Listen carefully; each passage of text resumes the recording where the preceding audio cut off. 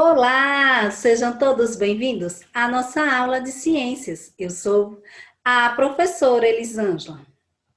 Frase do dia: o maior líder é aquele que reconhece sua pequenez, extrai força da sua humildade e experiência da sua fragilidade. Linda reflexão de Augusto Cury. A habilidade de número 9: deduzir que a estrutura, a sustentação e a movimentação dos animais resultam da interação entre os sistemas muscular, ósseo e nervoso. Tema da nossa aula de hoje, meus amores, a saúde do sistema locomotor. Todo o conteúdo vocês irão encontrar no livro didático de vocês a partir da página 176. O que seria o sistema locomotor? O sistema locomotor, ele é responsável pela função dos nossos movimentos e deslocamentos dos seres vivos. Então, o sistema locomotor é responsável pelas funções e movimento dos seres vivos. Ô, professora, esse sistema locomotor, ele é composto de quê? De conjunto de ossos, músculos e elemento das articulações. Também compreende a locomoção humana, ou seja, através deste conjunto conseguimos nos locomover, andarmos, movimentarmos.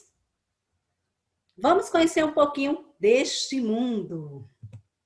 Movimentos. Quando nós falamos dos movimentos, nós estamos fazemos parte de um processo. Qual é esse processo, professora?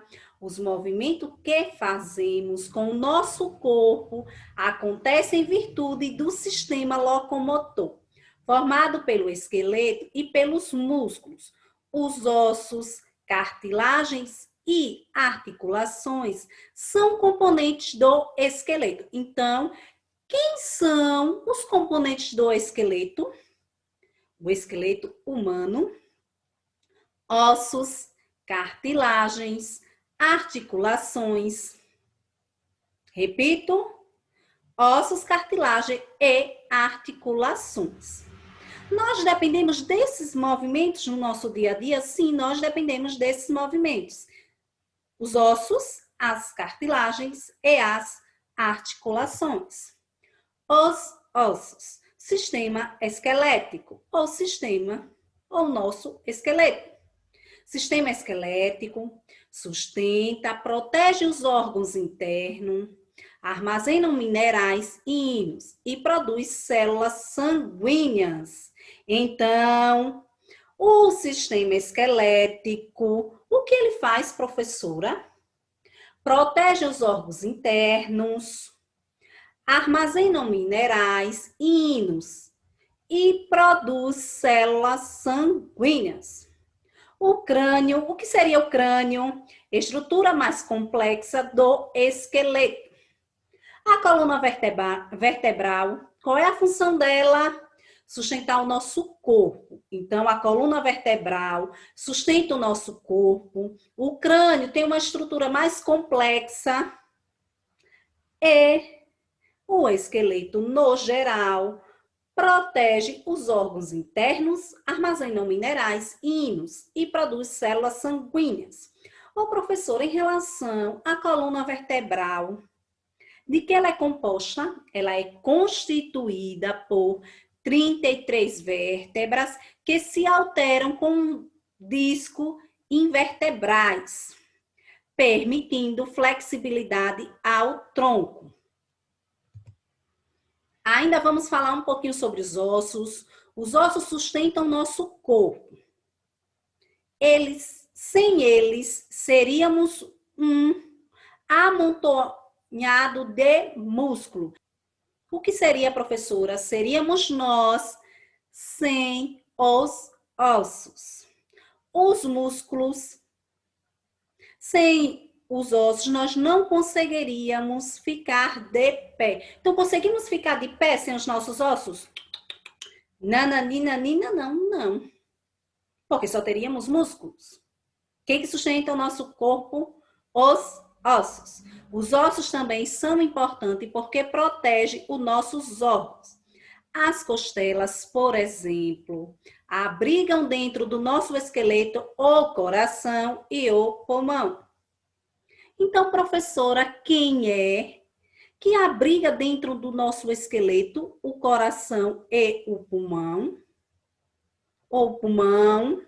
Esse pulmão e o coração, ele está protegido por quem? Pelas costelas e muitos outros órgãos. Os ossos também guardam dentro deles uma substância muito importante para o nosso organismo. Que substância é essa, professora? O cálcio. O cálcio é uma substância muito importante para os nossos ossos. Além disso, dentro deles é encontrada a medula óssea, responsável pela formação de células sanguíneas. Então, a medula óssea, ela é encontrada onde, professora? Ela é encontrada dentro das substâncias dos ossos. Se você apalpar o seu corpo, poderá sentir os ossos. De onde, professora? Da cabeça, do pescoço, dos ombros, braços, mãos, troncos, coxas, quadris, pernas, pés, enfim.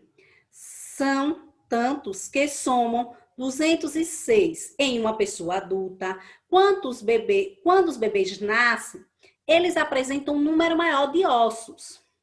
Aos poucos, algum deles se une, diminuindo esse número. As cartilagens. As cartilagens, além dos ossos, temos quem, professora? As cartilagens. O que elas fazem? São partes um pouco mais moles, mas é muito resistente. Podemos encontrar as cartilagens nas orelhas. Vamos lá, meu povo, olha, observe lá a orelhinha de vocês, de que é composta de cartilagem.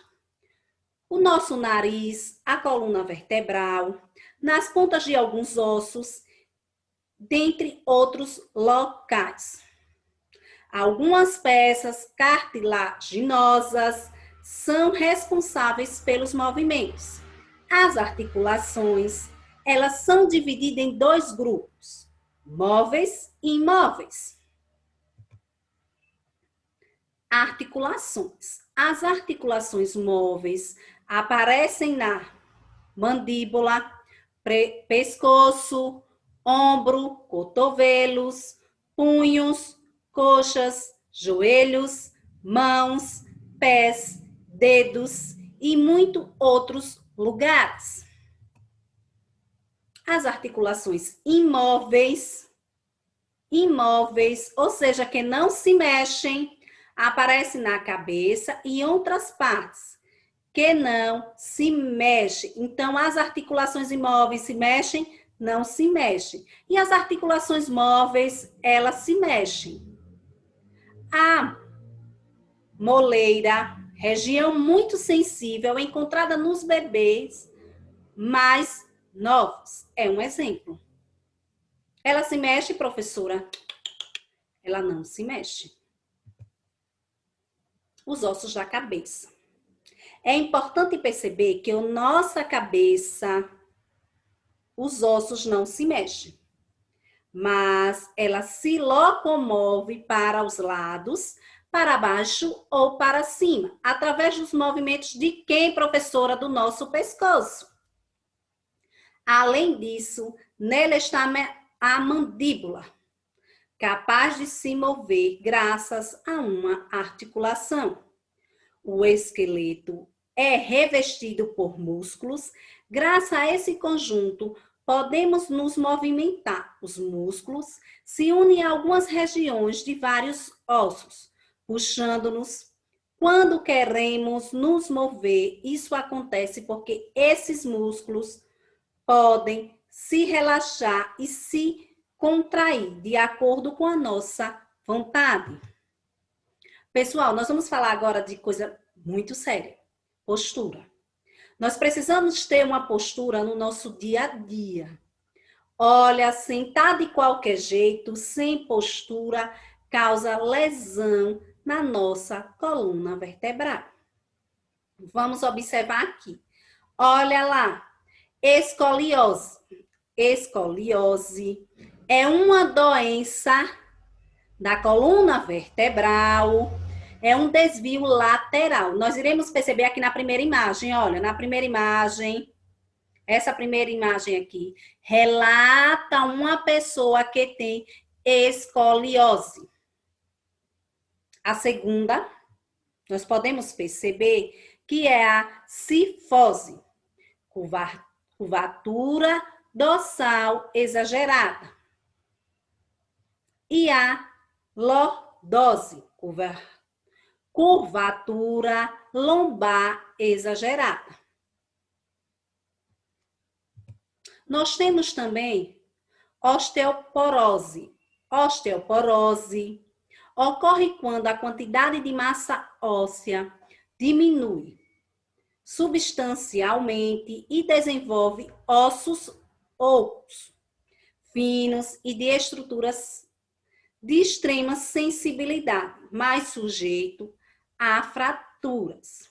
Faz parte do processo normal de envelhecimento e é mais comum em mulheres do que homens. Então, osteoporose, o que seria, professora? Ocorre quando a quantidade de massa óssea diminui. Por diminuir essa massa óssea, os ossos ficam ocos e finos. Ficam muito mais sensíveis e, por essa razão, muito mais sujeito a fraturas. Em qual fase da vida ela acontece? No processo normal, no envelhecimento.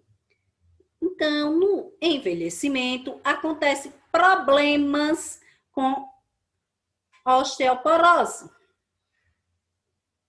É mais comum em mulheres do que em homens. Defeito na reposição de minerais dos ossos. Então, faltou qual substância? Os minerais.